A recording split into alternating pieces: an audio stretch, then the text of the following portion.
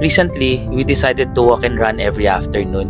Wala namang big plan, wala namang goal na maging fit agad. We just wanted to move, to slow down, and somehow, makahinga ulit.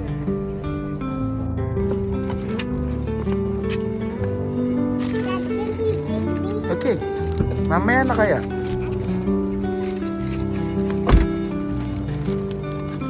Kasi kung magiging honest kami, life gets heavy. Ministry, responsibilities, expectations. Minsan hindi mo namamalayan pagod ka na pala. At kahit nasa bahay ka, dala mo pa rin yung bigat. So we started walking. Then slowly, we started running.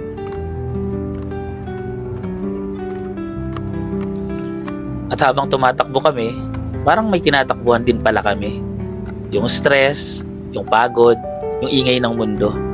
Inaalala ko yung sinabi sa Hebrews chapter 12 verse 1. Let us throw off everything that hinders and run with perseverance the race marked out for us. Minsan hindi lang pala tayo tumatakbo para makarating.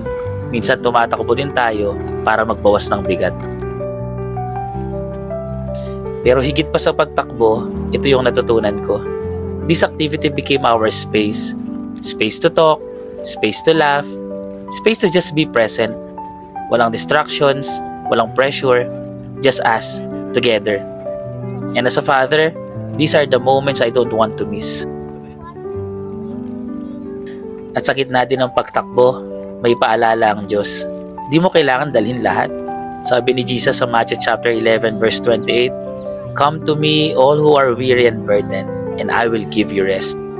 Minsan nakala natin, pahinga is stopping. Pero minsan, pahinga rin ang pagtakbo. Especially when you're learning to leave your burdens to Him.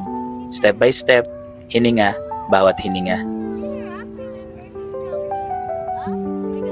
So yes, recently, we decided to walk and run every afternoon.